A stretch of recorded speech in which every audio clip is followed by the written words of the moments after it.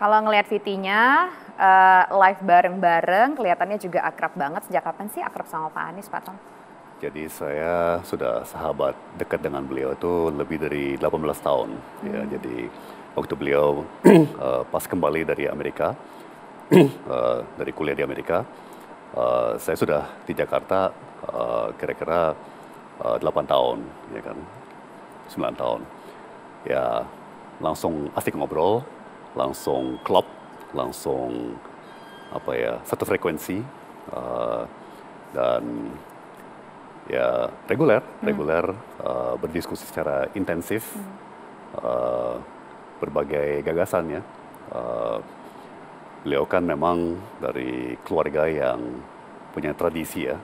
Kita tahu bahwa kakek beliau dinobatkan pahlawan nasional. Ya, kakek beliau Abdurrahman Baswedan, diplomat di kabinet Presiden Soekarno yang pertama kali meraih pengakuan diplomatis atas Republik kita yang baru merdeka ya, dari pemerintah Mesir ya. Jadi kelihatan banget bahwa beliau punya latar belakang keluarga yang begitu patriotis dan idealis. Sementara saya dari latar belakang keuangan, teknis, bankir, jadi benar-benar saling melengkapi. Beliau punya visi, beliau punya pengetahuan mengenai sosial, politik, meskipun salah satu ijazah beliau S2 di bidang ekonomi, beliau semakin mendalami aspek sosial politiknya kan. Sementara saya semakin mendalami aspek keuangan dan ekonominya, jadi sangat-sangat komplementer ya, sangat saling melengkapi. Jadi di samping frekuensi diskusi kepribadian ya, maksudnya chemistry, juga secara substansi kayaknya sangat saling melengkapi ya. Tapi intens selama 18 tahun bersahabat, rajin bertukar pikiran, atau mungkin on off Pak? Sangat reguler ya, sangat reguler. Jadi memang ya tentunya Pak Anies punya pergaulannya sangat luas ya.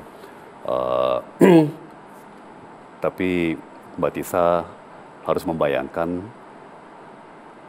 sekelasnya Pak Anies ya dengan tipe saya, itu pasti diskusi sejam itu mungkin padatnya ekuivalen dengan orang lain diskusi sehari gitu ya. Jadi pokoknya sangat intens ya. Nah, tapi kalau kita ingat ya, oke, Bapak dekat dan juga punya satu pemikiran yang sejalan begitu, frekuensinya cocok, tadi bahasanya demikian. Tapi kan kita tahu, dulu Pak Tom ini adalah Menteri Perdagangan di Kabinet Pak Jokowi. Kemudian menjadi Kepala BKPM. Kenapa akhirnya memilih Pak Anies Baswedan untuk didukung dan sekarang menjadi co-kaptennya? Padahal kita tahu bahwa elektabilitasnya pada saat itu tidak begitu tinggi, dan sekarang pun juga elektabilitasnya berada di saling kejar-kejaran dengan paslon nomor urut 3. Dengan penuh menyadari ya risiko bahwa ini mungkin akan berpenampilan kayak sok suci gitu ya. Tapi dengan sungguh-sungguh, dengan serius saya bisa mengatakan ini kayak panggilan nurani, panggilan bagi saya ya sebagai orang yang beriman, ini panggilan Tuhan ya. Sebagai contoh ya Mbak Tisa, kita semua tahu bahwa banyak pihak yang berupaya keras untuk menjegal Pak Anies selama bertahun-tahun ya, dari zaman beliau gubernur ya kan, selalu diupayakan untuk dijegal ya. Bahkan banyak orang pesimis bahwa parpol-parpol akan berani untuk mengusung beliau ya kan. Banyak orang meragukan bahwa beliau akan bisa sampai pendaftaran capres-cawapres di KPU ya. Banyak orang meragukan bahwa kita bisa naik dari peringkat ketiga ya, sementara kami percaya bahwa kami sudah naik jauh di atas itu ya. Nah, semua itu ya bagi saya tanda-tanda jelas bahwa itu hanya dimungkinkan akibat tangan Tuhan Nggak ada alasan lain, mungkin selain kesamaan tadi, mungkin ada alasan-alasan lain yang bersifat politis? Tentu. Atau mungkin ada story tertentu sebelumnya, Pak Tom? Kalau politis, lucunya malah enggak. Saya sebenarnya orang yang tidak politis. Ya, saya benar-benar teknokrat gitu ya. Jadi saya tidak dekat atau bermusuhan dengan parpol manapun. Ya, saya terbuka kepada semua parpol dan saya hanya tertarik membicarakan kebijakan gitu ya. Jadi yang udah pasti saya bergabung dengan Pak Anies bukan karena loyalitas politik atau kecenderungan politis ya. Jadi yang pertama tentunya teknokratis. Ya, saya percaya bahwa karena Pak Anies sesama teknokrat, saya percaya bahwa beliau punya kapasitas sebagai yang terbaik di antara 3 calon untuk mengimplementasikan kebijakan-kebijakan yang teknokratis.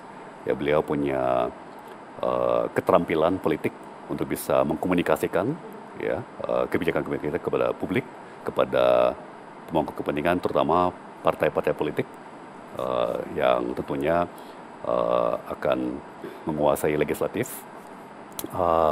Ya, itu semua hal-hal yang teknokratis atau alasan-alasan teknokratis ya. Tapi saya ini sudah mencapai suatu tahapan dalam hidup ya, Mbak Tisa, di mana kita udah mesti mulai memikirkan, ya mohon maaf, ini ya akhirat, pertanggungjawaban, seperti yang tadi ditayang di video, ya saya sudah mengatakan life is short. Ya, hidup itu sebenarnya pendek loh. Ya, saya sekarang usia 52. Ya, kita nggak tahu kapan hidup kita berakhir. Ya, jadi kalau udah memasuki usia-usia kayak gini, ya kita udah mulai berpikir loh, Mbak Tisa, apa yang akan kita pertanggungjawabkan kepada Yang Maha Kuasa. Ya, kalau andai kata takdir kita adalah hidup kita berakhir, ya kan, berhadapan dengan Yang Maha Kuasa, lalu apa yang kita pertanggungjawabkan? Ya, jadi ini jauh lebih besar daripada hanya sekedar hal teknokratis, ya. Dan karena latar belakang saya sudah pasti bukan karena pertimbangan politis, ya, tapi ini benar-benar panggilan.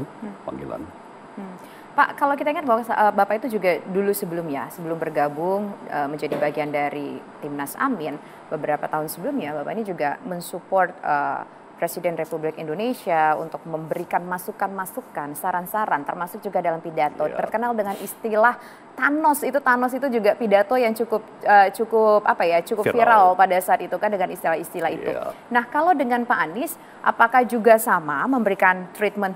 Apa sih saran-saran yang kemudian diberikan kepada Pak Anies sesama seseorang teknokrat? Tapi nanti ya Pak ya, kita jawab usai jeda berikut. Kami kembali sesaat lagi.